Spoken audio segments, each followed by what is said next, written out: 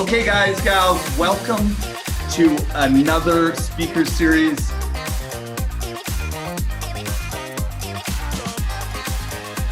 All right, here we go. All right, guys and gals, thank you so much, everybody that's hopping on the call right now, that's already on the call. This is going to be an amazing day. This is day 3 of our summit series at Stonehaus. For those of you that it's the first time hopping on this call, this is something that Stonehaus has done. We've brought tons of speakers down in the past, including Ryan Serhant from New York, $1 Million Listing, lots of local top agents. We're just trying to give back as much as we possibly can to our community. And we've been blessed and lucky enough to have some absolute rock stars, including the lady that we're talking to today, Sarah Toop. So for those of you who don't know who she is, you're living under a rock, but I don't blame you because she's a little bit further out in Chilliwack. But according to Restats, which just takes MLS deals, she is actually the #1 MLS agent in British Columbia as we speak for the last 12 months, rolling over 200 transactions. And keeping in mind, guys, that is no off-sale, pre-sale, nothing. She's an absolute rock star. This is my first time actually meeting her sort of face-to-face, so I'm excited as well. But we were able to bring her on because of one of our homegrown rock stars, and that's Corbin. Corbin has been a realtor with us just recently. It's an ex-Remaxer that's come on over, and they have an amazing relationship. I know they have some referral business going back and forth and so on and so forth. But because of that, I figured, hey, what better to let Corbin ask the questions today? So I'll hop on a little bit in between. But yeah, thank you so much, Sarah, for coming on, taking time out of your day, and helping a lot of these agents hopefully one up step their business. And Corbin, thanks again for taking this over for me. Thanks. Awesome. Okay, so yeah, we got some questions that we're going to go through, Sarah. So these are questions that Sean and I put together. I'll just kind of get started so we can kind of get right into it for everybody. So first of all, Sarah, how long have you been in the real estate industry, and what was it that made you decide to become crazy and join this real estate industry? Yeah, crazy is probably right, actually. I got my license in May of 2012. I've had family, aunts, cousins in the industry my whole life, so I kind of grew up seeing what it entails. And, you know, saying it's a full-time job is a joke. We all know that. It is 24 hours a day. You have to live, eat, breathe real estate. You know, time flies by. So saying that it's my 8th year, it feels honestly just like yesterday that I got my license. Wow. And can I ask you, Sarah, what were you doing right before you got into real estate? I was actually working at a golf course. So I was the one that would get everyone drunk. That was my job. And I was great at it. But it was, you know what, it was customer service. And, you know, like I've sold probably 90% of those people's homes that I had met over those years. And it was consistently just that I did a damn good job at what I was doing then, and they knew that whatever I was going to transition into, that I would take that same care and attention. Wow. That's crazy. So you were working at the golf course, and then you got into real estate, and you ended up being the realtor for everybody at the golf course, which is great to hear. Yep. What was your very first year like when you got started, and what would you maybe recommend for new agents on this call, and then who are just starting their first year? Maybe what would you recommend for them as some tips on getting started? Yeah. I do have some notes if you commonly see me looking down, so I'll kind of go through that. But you know, Perfect. It's not uncommon, and like my first 6 months were like total shit, like absolute shit. I joined a brokerage in town, a different one that I'm at right now, and set up with a mentor.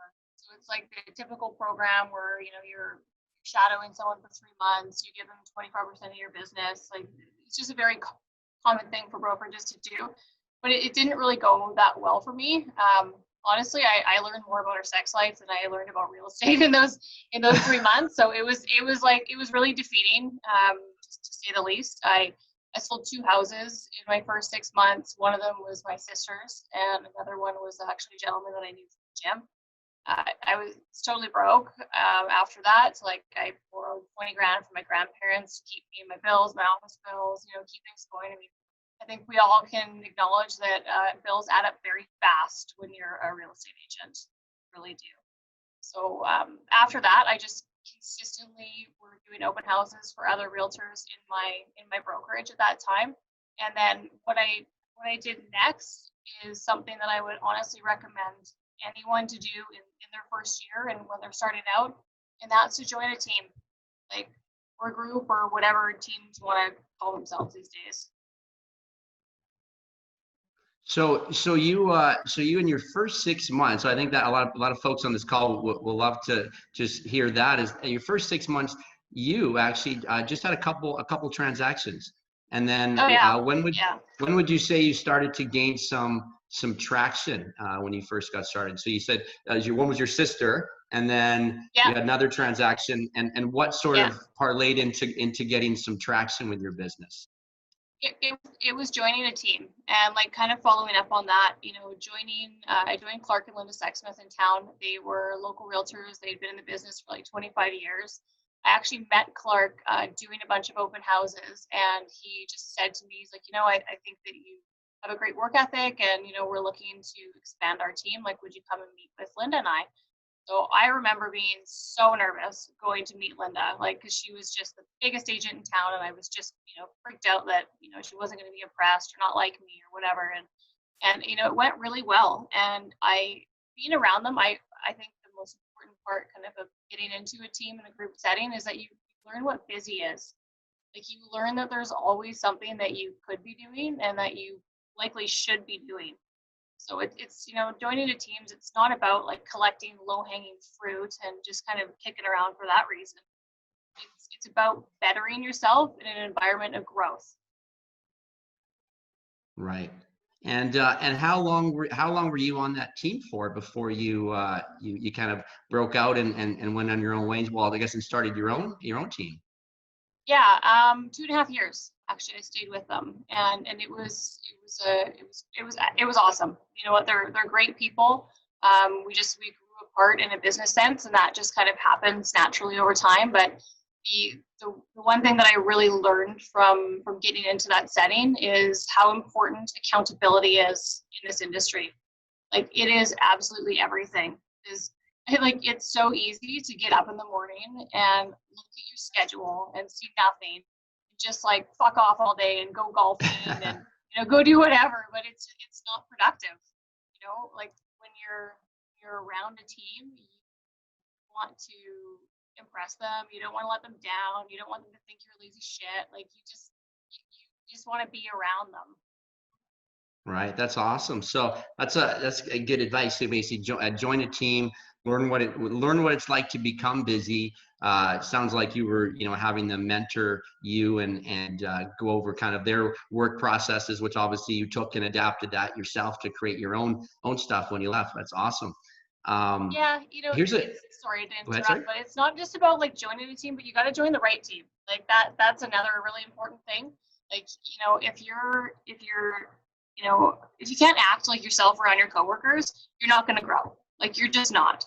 So, you know, you'll constantly feel judged, and it'll just hinder you from moving forward. So you know, you kind of have to treat it, joining a team like you would getting into any sort of relationship. You know, just keep on swiping until you find the right one. You have to find the right fit. That's a good point. Yeah, if you join the wrong team, I guess you learn the wrong things. Good point. It's just a waste of time. You know, it's a waste of your energy. It's just, yeah, it's just not going to be productive. Good. So here's a question that I'm sure a lot of people on the call want to hear. So where do you, Sarah Toop, over 200 deals last 12 months, where do you get most of your business from now?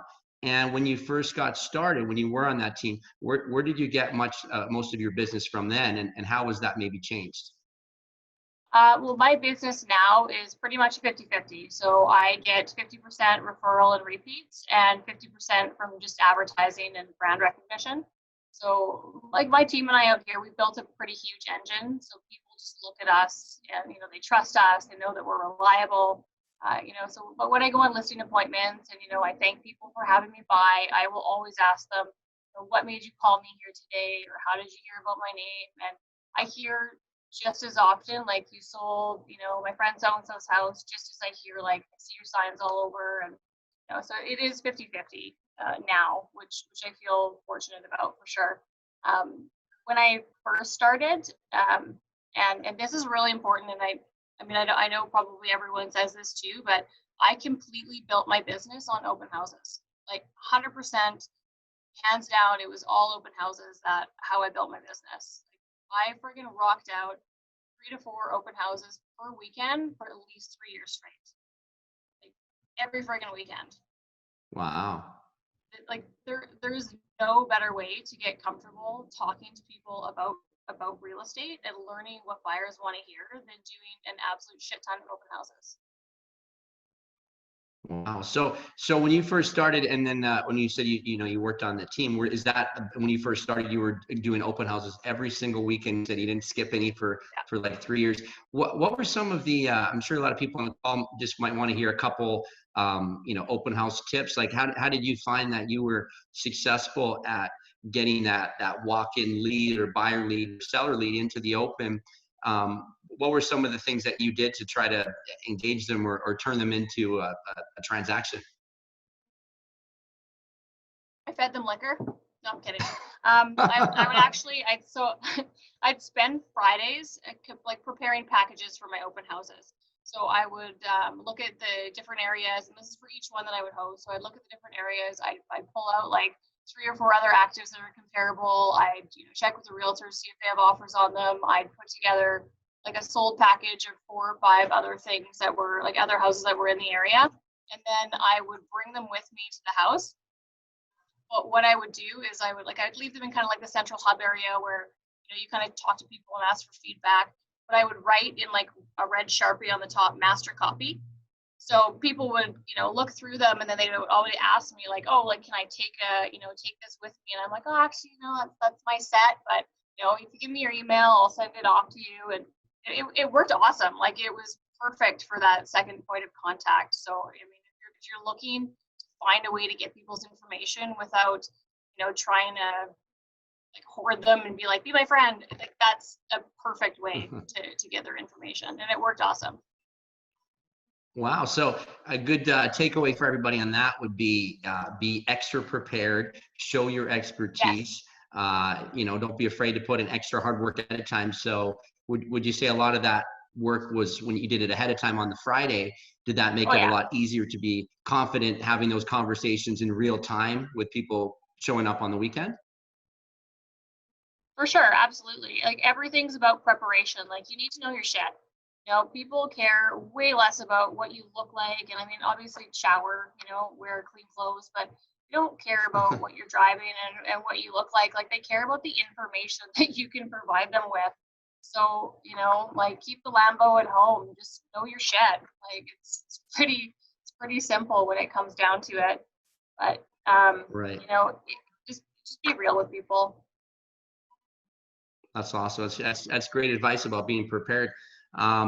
Another question we get a lot and is so for example, for these open house leads, and when you first started doing crazy amount of open houses, did you have a certain follow-up system with these leads? Because if you're doing these open houses on a regular basis, you're building up a big database. Did you have some sort of system to help you, or CRM, or how did you manage to follow up with all these leads you were getting at the open houses?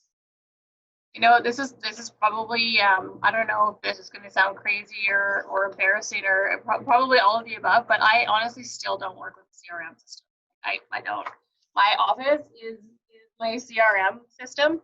I have a grandma style handwritten day planner that I write all my everything in, and it's like littered with post-it notes. Like if you went in my car right now, not only would you find a bunch of Tim Hortons wrappers, there would just be like post-it notes like stuck all over my car of like people I need to call and follow up with. But honestly, like it's worked for me, and it doesn't work for everyone.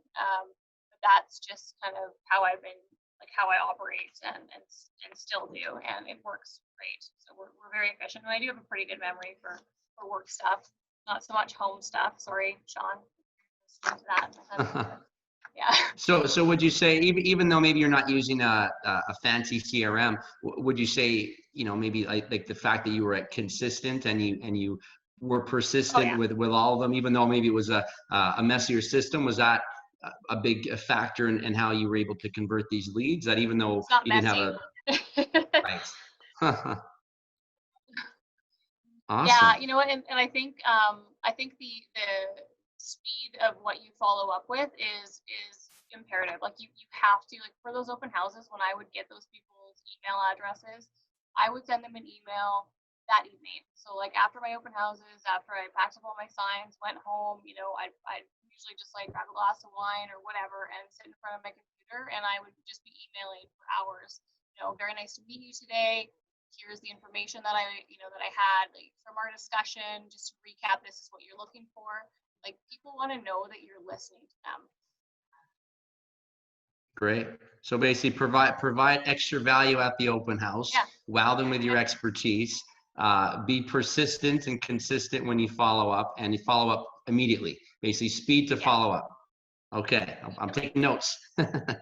Okay. Time Now, kills deals, time kills relationships. what was that? Say that again. Time kills It's time deals, kills time kills relationships. deals, time kills relationships. Like, you got to build that relationship right away, because everyone knows, like, if if someone calls you on your listing and you're not answering your phone, you're not giving them information, like, they're just calling someone else. And like, I've gotten so many clients by someone just saying, you were the first person to call me back. Simple, like, pick up your phone and answer your emails. Right. Good. Yeah. Good to know. Those are the top tips to make sure that you can convert those leads. Another question for you is, now that you've been in the business now 7 years, you're as busy as you are. What does, and there might not be an average, but what does an average day for Sarah Toop look like? Oh, I wish I could actually answer that, and I'm sure my husband would love that too. Because honestly, like, I don't usually know when I'm coming home at night. My average day, I'd say, is probably like 5 to 7 appointments. I don't usually start anything before 10, because in the morning I just learned to kind of give myself a break and catch up with stuff from overnight and kind of prepare for my first meeting. But after my kids go to bed, I've got 2 kids. Like, I have a full evening of just next day prep, doing my CMAs, doing listing write-ups, follow up, everything, and juggle that with like offers coming in, and it's a lot. Like, I have a complete rock star admin team, and I still work on average about 14 hours a day. Wow. So even with the team to support you, and you've got both the Caitlins and your husband now, and Yeah. you're still working 14 hours a day. Wow. Yeah. It's just something that people have to understand. Like, nothing comes easy, and like, there is massive sacrifices for doing the volume that we're doing. Like, you have to keep working. You have to keep doing stuff. People don't want to always talk to someone else rather than you. Like, you are your brand. You are your business. So you can't just keep passing everything off all the time. I think it's great for a lot of people to hear that. A lot of times people will think that, as soon as you get maybe an assistant or a team, then maybe you could take your foot off the gas if you want to be successful. But clearly, you still got to put those hours in yourself. Wow. Now I got a question. A little bit of a micromanager, but yeah. Yeah. I got another question for you regarding kind of what a average day looks like.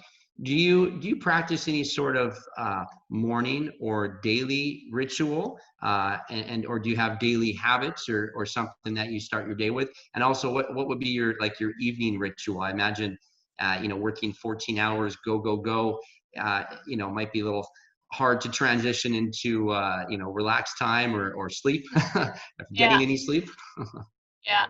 Well, I mean, I would love to say that I get up at 4 a.m. and I work out for 2 hours and eat a wholesome breakfast, but it's just, that'd be a total crock of shit. I usually wake up in the morning to like my daughter's screaming, "Mommy, mommy," at like 6 o'clock in the morning. And then I'm getting ready while answering like 40 overnight emails. And just like this morning, like, I'll make toast, I'll wrap it in tinfoil, and I'll eat it in my car on the way to the office. Like, it's just what you do to kind of stay busy and stay on schedule. So my evening rituals are probably what what kind of calms me and keeps me grounded the most. And that's, I mean, I'm like, I love being prepared. I am probably over prepared for a lot of things, well, except for this meeting. But yeah, it's like at night, I will always make sure after my kids go to bed, like I look through my book, I know exactly what I'm doing the next day. I'll start texting, my office and make sure everyone knows like what they're going to be doing and that we're all on the same page. Because it'll just ease my mind. Like I don't know how many times I've like woken up like just straight out of bed, just freaking out because I thought I forgot about something, and I'll quickly text them in the middle of the night, and most of them actually answer, which is awesome. I have like the best team ever. But I'll like always keep a notepad next to my bed with a pen, just in case I like forget anything. But usually I can't go to sleep until I know that like all my work's done and I'm totally prepared for my next day. So would you say that's a big part to starting your days off on the right foot is sounds like you already know the night ahead of time what you got going on, what's important. So you set up your next morning for success. So that's why you don't wake up to a bunch of unknowns, I guess, because you're that organized the night before. Yeah, totally. Like if I don't prepare the night before, I will wake up and just have anxiety about like what's going on in that day. And like that is the shittiest way to start off your day. Just not really exactly knowing and not having like a grasp on what you're going to do is just awful. I'm sure everyone's had that feeling, especially when you wake up like hungover or something. Like it's no. Yeah, that's the worst. So being prepared the night before goes a long way, which is very much in line with everything you read about being prepared, and starting your day off right starts the night before. So really good to hear that. Now, switching gears a little bit. So you've been working hard building your business for years now, and obviously there's clear, just knowing you as a friend. I mean, I know there's clear philosophies behind how you run your business, and what your kind of like almost like your mission statement, like how you do things and what your philosophy is. So what is Sarah Toop's business philosophy now at this point in your career? Well, like you were just kind of touching base on is how you do things. Honestly, how I've told myself this for a very long time, like from a very young age, and I don't even remember who I heard it from, but it's just that how you do anything is how you do everything. So you can't half-ass stuff. Like either you're into something or you're not into it, and that's just the way that really life is, and it translates into business very well. It also goes for clients. Like if you don't like your client, or that they're not going to respect your time and appreciate your expertise, you need to fire them. You do. I know it sounds scary, but sometimes it's very liberating because it's important to not dam up your energy. Like negative, shitty people are cancerous to productivity. You need to get rid of them. So surrounding yourself with the right people and the right clients, and I guess, like you said, having the courage to know that if you don't like your client or they're treating you unkindly, to not put up with that crap. Yeah, absolutely. It took me a long time to realize that, but if I would have realized it earlier, I could have saved myself a ton of energy, and I just would have ended up attracting better people, better clients into my life at that time. Because if you're dealing with a shitty client, you're getting that aura around you, and you're just going to attract more people like that. Like the world will just see you being like, oh, okay, well, they must like shitty people, so here's some more. And it's just how it works.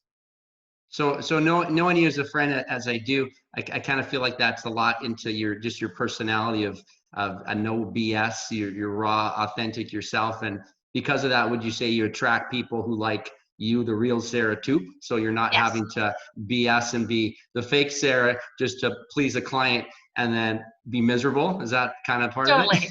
Absolutely, totally. Like when I meet people, of course everyone's always on their best behavior, but like don't ever be fake, because people see through bullshit so fast. Like you can't be fake with people.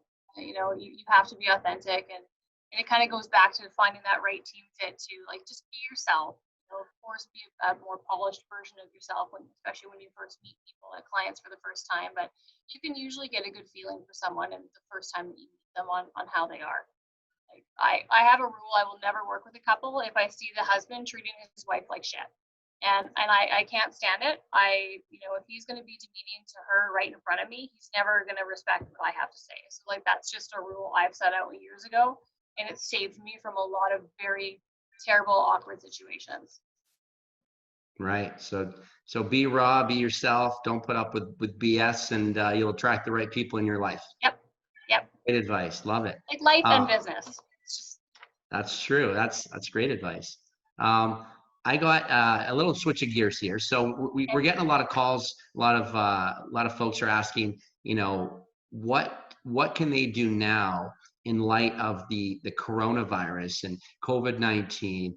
And a lot of people, you've probably seen this. We've all kind of seen this. A lot of realtors are maybe not pursuing their database. They're maybe not reaching out, or they're going invisible. Other people on these calls have talked about how they've reached out and tried to be of value to their clients in other ways.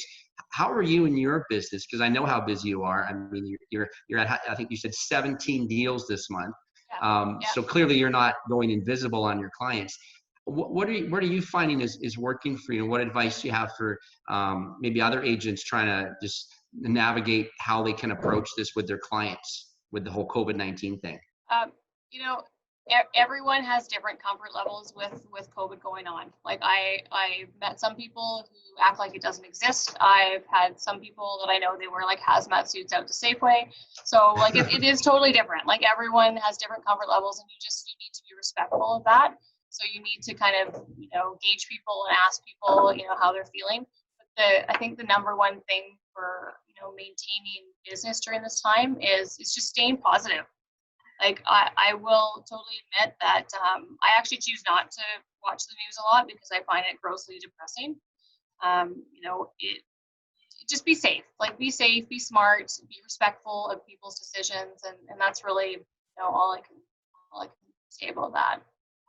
Sure. And are you, just to be a little more specific, are you still reaching? Now, I know obviously for you, a lot of business is incoming, and you're of course getting a lot of that business that way because you got so many leads coming in. But are you doing much in terms of, like, do you have any reach out campaigns you've done with your current clients, or to prospecting for new clients? Has there been anything that you've sent out or communicated, or anything that people on this call might find helpful, just to know that maybe there's something you're doing despite all of this going on that's worked for you to talk to your clients? I mean, I'd love to say there is something, magic that I can say right now, but I really I don't. Let's send me that email template. Go for it. Yeah. I think for me personally, and even from a marketing standpoint, I've had the newspaper and certain people reaching out, trying to kind of boost campaigns, advertising more on the COVID side on the newspaper and doing these things, and I find that personally to be a little tacky, but I have just let people know when they call me that just honesty, there's not a lot of inventory out there right now, things are a little bit slower for numbers of sales, but you do want to get ahead of when the rush is coming out. So, just maintaining positivity again with them and kind of helping them through their decisions. Again, you're staying as a positive voice of reason and not giving into doom and gloom, but just being a sound voice and staying positive and keeping your clients who do want to transact, I guess, safe and healthy, but business is still going on, obviously, for you. Oh, for sure. And I'm still meeting with people. I mean, I will always let people know that, I take safety, number one. I've got 2 kids at home. One of them has asthma. If anyone is feeling ill or anything, to please just be respectful of me and my family, and just let me know. I'll always take precautions and gloves, masks, that kind of stuff when I'm going on showings. I know there's a lot of people out there right now that have health questionnaires to fill out, and I mean, everyone's just doing things different. And again, you just have to be respectful and knowledgeable about the different steps people want you to take. Great. Okay. Now, switching gears a little bit, but it's kind of related to this call. One thing that we're finding talking to a lot of agents is that, you know, during this time, for especially some of the agents who weren't maybe necessarily having so much traction before this, some of them are finding it a bit challenging, Yeah. you know, keeping their motivation up. So my question is not just about this, because clearly you're motivated all day, every day, knowing you as well as I do, and nothing like COVID's gonna slow you down. But what are some things that that keep your motivation up, or have you ever had a time where maybe you're not feeling as motivated in real estate? You've had maybe a tough go, or I know, especially getting started. Is there anything you've done maybe to help keep your motivation up during those times, or for agents now who are finding it tougher during this whole coronavirus thing?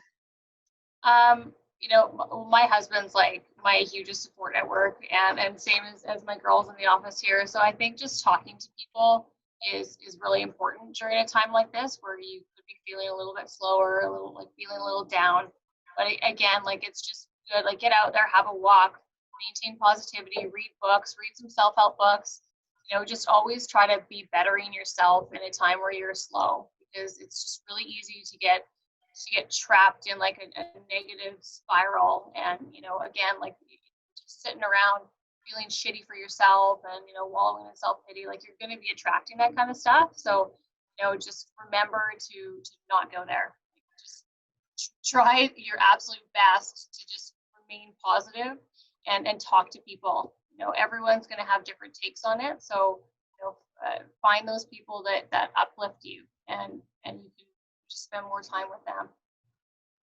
That's great. So it's very much like what you said when I asked you about your business philosophy, and you talked about, you know, surrounding yourself with the right types of clients and people that you want to work with, because you're not having to be totally fake, and you're actually genuinely like those clients. It sounds to me like a big part of your motivation is also surrounding yourself with a support network and folks that are positive and like you mentioned, uplifting. So I guess you'd probably say who you surround yourself with, it makes a big difference to staying motivated and grounded.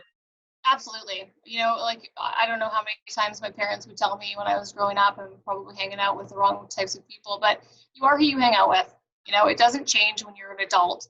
So you have to surround yourself with like-minded individuals, and things will start looking forward from there.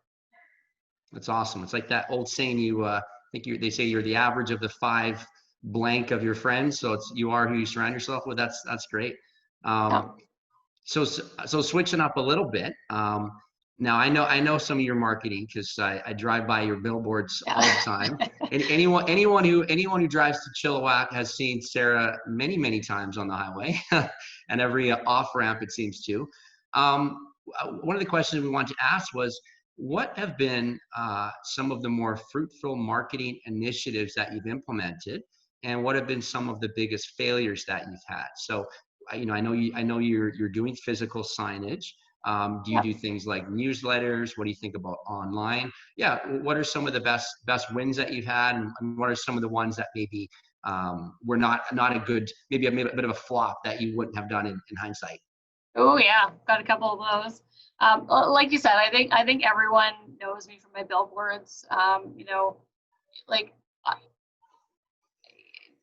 some people think like the billboards created my success, and like I've heard this, and I've seen I've seen people kind of try it, and like although I'll say like they're awesome, like super awesome for brand recognition, just as you know you're saying, like you see me on the highway all the time, and thankfully I have not had a mustache drawn on my face or like horns or anything yet, so I'm happy about that. But you know, I did not put my first billboard up until the spring of 2016. So like after 4 years in the business, and I did that because I didn't have anything to write on my billboard until that time. So like in 2015, so after my third full year, that's when I became the #1 realtor in Chilliwack. So I thought, you know what, like that's something that's worthy of putting on a billboard, and you know not everyone would know that. So that is when I put up my first billboard. You know, I've seen a lot of agents try and like splash their name all over town, you know, right away, and they don't even have sometimes the knowledge of knowing what to do if someone calls. Like if someone actually calls off their sign and asks them for a listing appointment, you know, they'd have no fucking clue on like what to actually do. So I think that that's something that is important, is to make sure you build your reputation first and your knowledge base before you go and try to like blow up a brand. Right. So know your stuff first before you Yeah. start trying to plaster your face everywhere. Yeah, like, and I just, I mean, I would get like super nervous doing that, and maybe that's just me, but that's just some advice that, that I think is helpful. For failures that you were asking about, we've definitely had a lot. Like, we wasted a lot of time, a lot of money. It's just something that, you only learn from failures.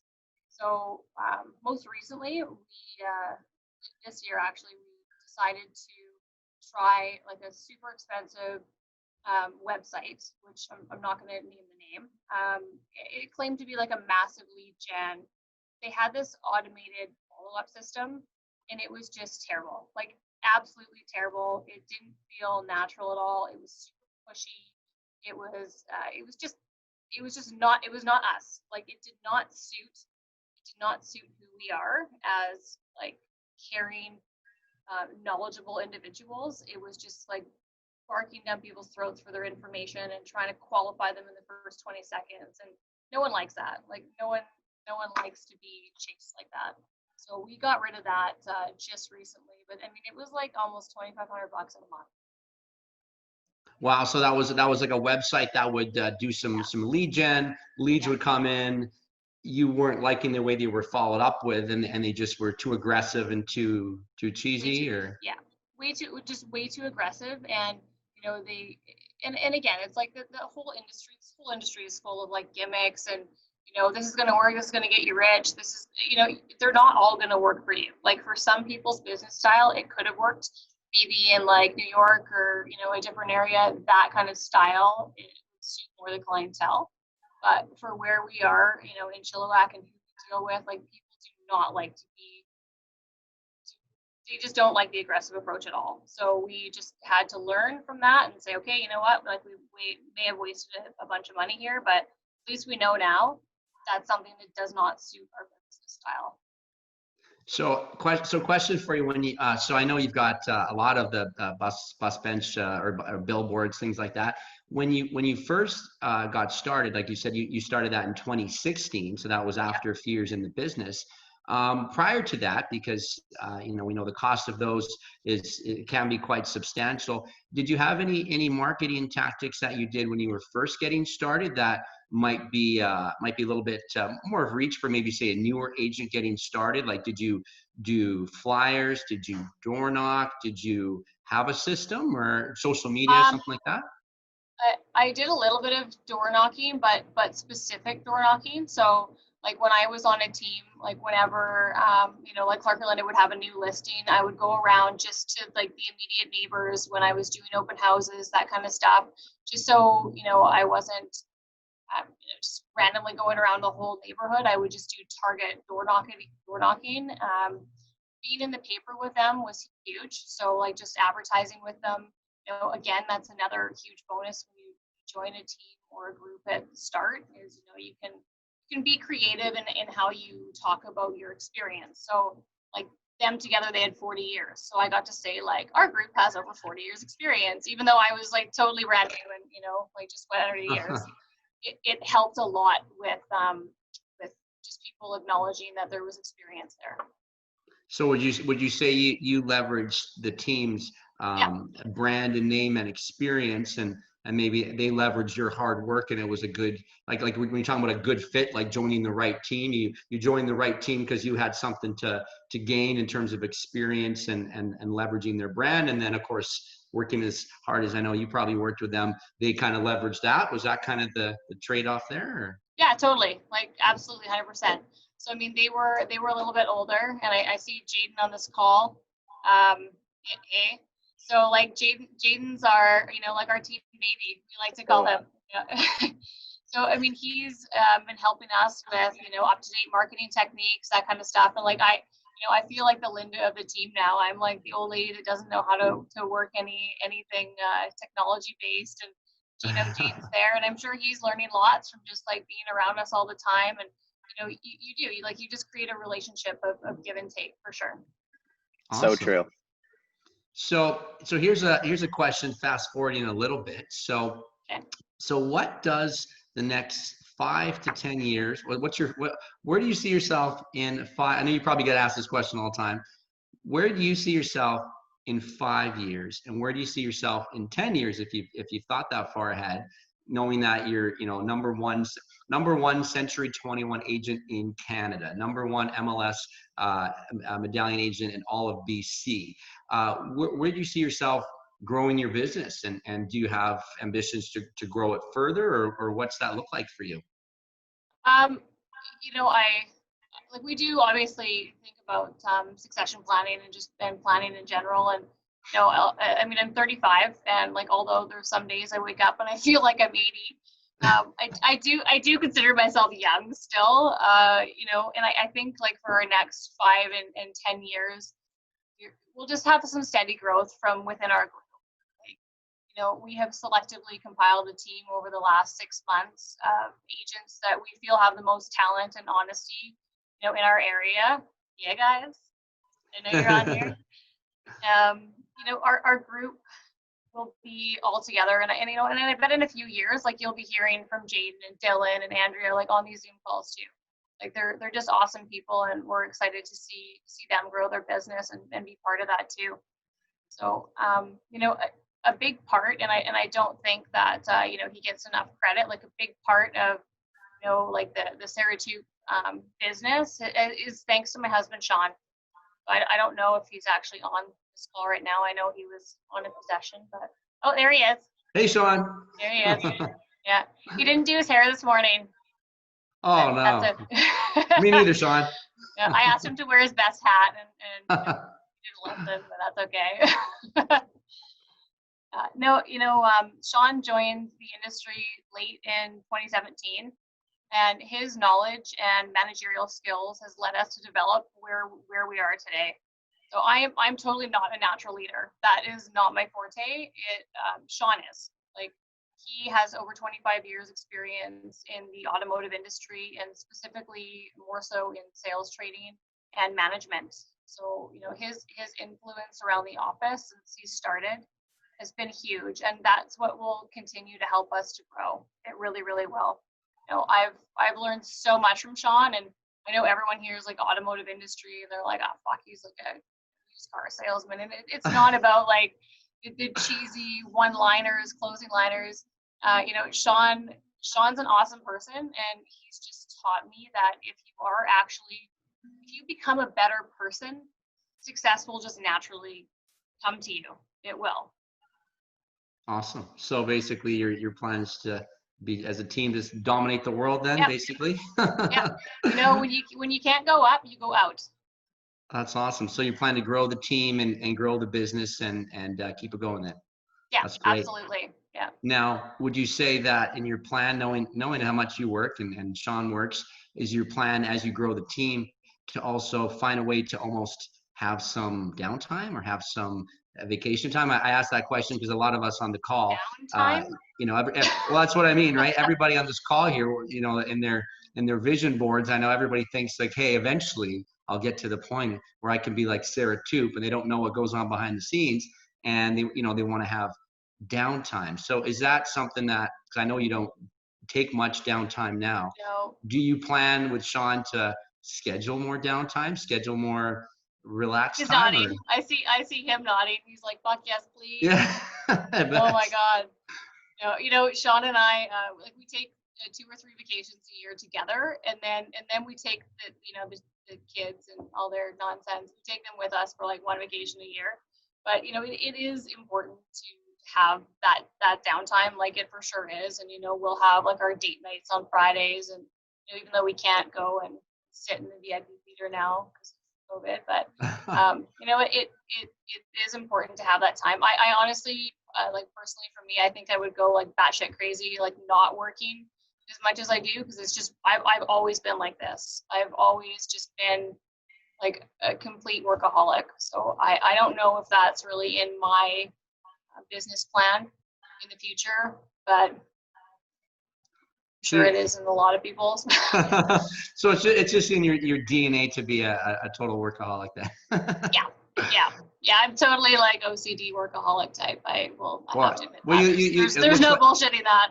Well, it sounds like you love it though, so it's maybe a do. little different than some people's workaholic.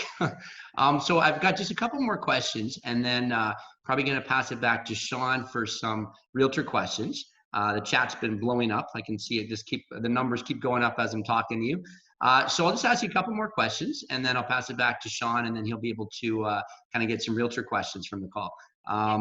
So here's a question. I mean, I kind of know the answer to this question, but I'm sure a lot of people here would love to hear you explain this. So what differentiates you from your competition? So you have the highest market share in Chilliwack. You do the most business in Chilliwack. You go to many listing presentations where I know for a fact you're competing against other top agents, and I say that loosely because in comparison they're not top agents, but you're constantly beating out other agents. And what would you say differentiates you from your competition? And what would you say in terms of how you present yourself? Is there any things or tips that you have tried for to really set yourself apart? That's a really good question. I mean, I guess I can only really go off of what I hear, from people that have worked with other agents in the past. And, probably the most three common things that I hear that people appreciate about me that I would say probably sets me apart is, as you can probably tell, like blunt honesty, efficiency, and knowledge. Like I only work in Chilliwack. Like I'll go out to Agassiz, hope sometimes maybe East Abbotsford, but it's just not like I'm not super comfortable in those areas. So, knowing that I only work in this town, like I know every single thing that's going on. So my knowledge of just this market is huge, and that's helped me a lot. So I think sometimes when you start spreading yourself way too thin, you don't have a good take on what you're actually doing, and people know. Before people list, like they know exactly what's going on. Like you bring them comparables, they know what their neighbors have sold for. They know this and that. Like they want to hear stuff that that they don't know, or like just little kind of things that are up and coming in the market, or things that about different areas that could impact the sale of their home. So I'd say knowledge is probably number one, and yeah, just being honest with people. Don't feed them a bunch of shit when you go and meet them. They'll see through it. Right. Well, I can speak from experience going to a listing presentation with Sarah. Pretty much when every listing on the CMA is your own previous listing, it's a little easier to close deals. When you're like, yeah, I've sold this one, this one, this one. Yeah, it does make it easier. So I'll attest to that. But go ahead, I have to throw this out here too. Like another thing that honestly differentiates me from a lot of people in town is my team. Like I have the best freaking team in the whole world. Like my office staff. So Caitlin, I know she just stepped out here, but that lady that you see sitting back there, she's my boss. Like that is my boss. So she's a huge reason for our whole success. Not only does she put up with like my 11 p.m. reminder texts all the time and venting sessions, like I'll call her after I leave and I'm like, God, that guy was such an asshole, like she listens to all that stuff. She organizes my life and like keeps everyone on track. So, having that team there, I've got Caitlin Prest, so that's the other Caitlin. She does all my touch base. Like that is not a 9-to-5 job at all. Like probably a good dead phone battery at least once or twice a day for her. Kelly here, she does all of our client care coordination, so for listings and follow up. And then of course we've got Sean and Jaden and Andrea and Dustin and Dylan. Like we've just got such a great crew. So nothing gets done by one person at all. Well, it kind of leads into my next question a bit. So, anyone who's ever done a deal with Sarah on this call, and that's a lot of people on this call, very efficient systems. Every time I call Sarah now, and you can imagine when she's going to 5 to 7 listing appointments a day. I mean, that's the kind of schedule she runs, and she's got buyers and she's got CMAs. Every time I call Sarah, or any of you could call Sarah, if Sarah can't make the call, one of her assistant, or Caitlin, right? Caitlin grabs the call. She's like, Sarah Toop's phone, how can I help you? And instantly, hey, it's Corbin, it's about XYZ, I will get a call back every time. So I think your clients probably appreciate that. And for anyone listening to this call, it kind of goes to everything Sarah said is, fast to follow up on their leads, being persistent with the leads, being consistent in following up. And, when you treat people well and you can be, gotten a hold of, and there's good systems, that counts for a lot, especially I guess when you're competing against other people. My last question is kind of about your systems a little bit. So one thing I've noticed, being your friend who stalks you for 3 years and always is looking at your listings and how much business you're doing. A little bit creepy, but hey, that's all right. And Sean's like, yeah, that's creepy. So I always notice that you've got so many listings and you've got so many clients going on. And I think a lot of people, especially if they're not on a team or just starting by themselves, they wonder, how do you manage when you've got 40 or 50 listings? And I'm not talking about, Sarah has a pre-sale with 40 or 50. I mean, she does those too. But when she's got 40 or 50 individual clients, like, Bob, Tom, Harry, Frank, Sally, these are people that are individual clients on resale, and she's got 50 of them and they all want Sarah. How do you manage that? That's a good question. It's honestly, it's a lot of focus. Like I focus a lot on who I am. I write lists of, who I'm going to be communicating with daily. All the girls in the office, like they know exactly what our buyers are looking for. We've just got good systems on who's supposed to be looking for who. I have learned over the years, because there was a point where, I did feel like I was just spreading myself too thin, that I've capped the amount of listings that I can actually take at a time. Like I don't take over 40 listings, at a time. I know that sounds like a ton, like it is a lot. Like past that, I mean, I have a hard time remembering names, like let alone realtors' heads are exploding right now when you're talking about 40 listings. Yeah. It is like it's a lot, and it took a long time to be able to get there. But like once you learn and you kind of get with the flow of like, what is appropriate communication with people, when do they start finding you annoying, like what kind of information do you actually need to explain to them and what they want to be seeing for updates, it becomes natural. Like you just kind of start rolling with the flow. So that's I mean, would you say your team and having your assistants and being able to scale a lot of the processes? Like one thing I know about you, Sarah, is that you have people on your team that do all these smaller things to allow you to focus on talking to the clients, and that's why your clients love you, because they can talk to you and they're not talking to just your assistant every time. So would you say a big part of being able to manage 40 or 50 listings is simply because you've scaled down all those things that you could pay an assistant to do, and then that allows you to actually have the time to call these clients and get that price reduction or present that offer, that type of thing? Yeah, well, absolutely. Like again, like nothing gets done by one person at all. And like without the support staff and like without my team and my husband, like there's no way in hell that I could be doing this. Like absolutely not. Like when I was doing everything on my own for like the first couple of years, having like, 6-7 listings was pretty much like max that I could handle, because you're doing every single thing. And like, there's no unimportant crappy task. Like every single thing is important. And, you have to make sure that you pay people well, that they feel very important, and, and just acknowledgement throughout the whole process. Like, I don't know, like Caitlin's always get flowers. Like sometimes they get more gifts than I do. Like when people are sold, their houses are sold. Like that's how you've hired well. Oh, for sure. I love them. They're absolutely awesome. That's awesome. Well, what I'll do is, because I see we're getting to the end of our hour, is I just want to say thank you so much. It's a total pleasure. I mean, even as your friend for 3 years, a lot of questions I was dying to know the answers to, which I finally got to hear. So with that, I'll pass it back to Sean, and he'll go through some of the questions. I know our chat's been blowing up here. So anyways, thank you, Sarah. I'll pass it on to you, Sean. Thanks, Corbin. Awesome job. Sarah, this has been mind-blowing. Thank you so much again. It's been awesome.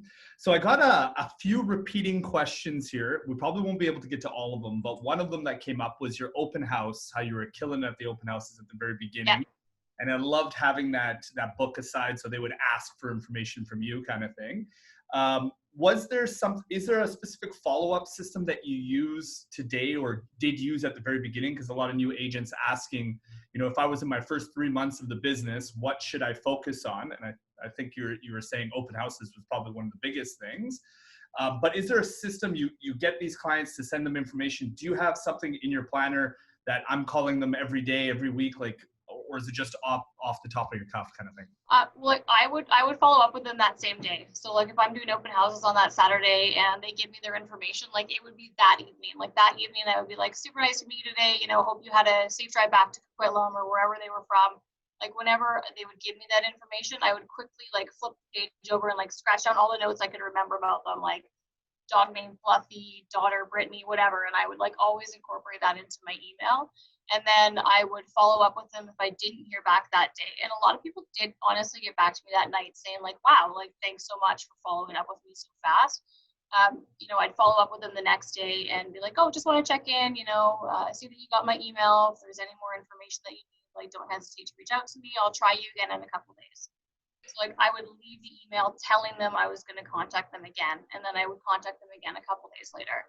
Awesome. And so your intention is to try to book an appointment, I guess, as soon as possible with them and either phone or whatever it may be, right? Always ask them if they want to go see the house. Ask them if they need help with a mortgage broker. Like, don't be afraid to ask for the business. Like the worst thing that they're going to say is no. And like, boo-hoo, next. Exactly. Perfect. Cool. All right. A couple questions that came up as far as your advertising side. Do you use Facebook a lot? I get your Facebook campaign that just started coming out about Chilliwack just recently. Yeah. Comes up on my feed. Is that a new thing? Are you getting a lot of business from it? Is Facebook something that you've gone after a lot, or what's your online presence like? I kind of have this awkward look on my face right now because I don't manage it. Caitlin Prest from my team does that, and she's just absolutely awesome. She's doing all my Instagram and Facebook right now. I actually have had it's hard to pinpoint exactly where traffic comes from because usually there's like 2 or 3 points that people will see and then they'll contact you. It's just, it's about consistency and branding yourself too. But I found, good things from Facebook, more so for my listings, like people, tagging their friends and sharing, videos and that sort of thing. So the more exposure that you can get for your clients is obviously more exposure for yourself, but your number one job is to always look after your clients. And speaking of that, to kind of move into that thing, for all of you out there that have places to list or have a buyer going to Chilliwack, obviously you're going to have to reach out to Sarah. So I will spread her contact information after this as well. But on that point, we had a couple people ask, especially newer agents. So a lot of newer agents, a lot of all agents actually tend to work all over the place. Wherever their clients bring them, they kind of follow them like a lost puppy, right? Myself included half the time. And you've been, as you mentioned, pretty strict with Chilliwack. Did that affect your business negatively at all in the beginning? As a new agent, would you suggest go where your client goes, or are you a firm believer, stick to that area and kind of work it hard? It might just be, like I did work in other areas at the start for sure. If you're going to be doing that, I do suggest, talking to other realtors in the area, following up, just doing a lot of research because, if someone's specific that they want to go to an area that you're not comfortable with, like they're probably going to know more about that area than you are. So like, don't pretend, don't do the whole like fake it till you make it type thing in there. Like if you don't know an answer, tell them like, hey, I don't know, that's a good question. I'll find out for you. But do as much research as you can. Like I don't think it negatively impacted my business. I would tell people, like my clients, if they wanted to go into, Coquitlam or Burnaby or wherever, like, hey, you know what, I don't find it to be a service to you if I help you in that area, but I'll refer you out to someone who I know can take great care of you. And then I would call Corbin. Perfect. So another question, kind of, you mentioned that probably the best thing you did at the beginning was to join a good team. Yep. You had 3 or 4 people to chime in and ask how you would specifically choose a team if you were to do it all over again. What were the things you were looking for? I know you mentioned culture and being around people that you would have a drink with afterwards type deal. Yeah. What else would you look for in a team if you were to be brand new and start up? again, it's just about being around people that you like. Like, I went to a lot of, I know a lot of people don't host them anymore, but like the realtor open houses, because no one really knows each other. Like as agents, we just see each other as pictures, which honestly never usually look like us at all. And then, you email people, like you rarely talk to someone on the phone, like you barely know who they are. So it's tough to gauge someone's business from just like kind of basic outsides of what their listings are like, etc. So going and trying to actually meet with them, or like just call someone and ask them, take them out for coffee or pick their brains. If that person says no to you, they're probably not that willing to be helpful to you in the future. So, just don't be afraid to reach out to someone that you're, thinking, could use you as well. Like don't just think that, they're going to be doing you a favor by having them on their team. Like it is a relationship. Awesome. Okay, so last two questions, and thank you so much for sticking into overtime here. First one is during when you went from your first or second year when you started getting a lot of momentum and growing, what was the biggest thing that you did? And let's say there's quite a few agents on here that I know maybe do 20 or 30 transactions a year, medallion agents even. But what was the biggest shift that brought you, or pivot that went from, okay, now I'm doing 20, 30 deals to 100 to 200. What was, if you could take one system or two systems, what would that be that helped you make that leap? I probably admin, like just like getting some support staff, like not only just for, for your own like mental health, but just for the workload for sure. So finding someone that you can trust and, to be inputting data and, helping you prepare and keeping you on track. Like that's probably the biggest thing that I did when I went from, I kind of did like 2 houses, 30 houses, 70 houses, and then it went to like 150, 200, and it's just kind of been staying at around 200. So, but in that first jump, it was definitely admin, a lot of admin help. And just taking off the plate of actually doing listings and all that kind of stuff so you can focus with your clients, right? Yeah, absolutely. Being in front of people is your best use of time. Okay, last question. I've been asked probably like 17 times on here. Everybody wants to know, so what is your best return on dollar for advertising right now that you're doing? Like, is it just your for sale signs, billboards? What are you doing that you're getting the most return off of? I have a lot of billboards, so they do get expensive. I actually find that REW has been probably my biggest return lately is just doing like advanced ads on REW. I do like just different like agent specifics for the areas. That seems to help a lot. I get a ton of emails, probably at least 10 a day just from REW. Awesome. Perfect.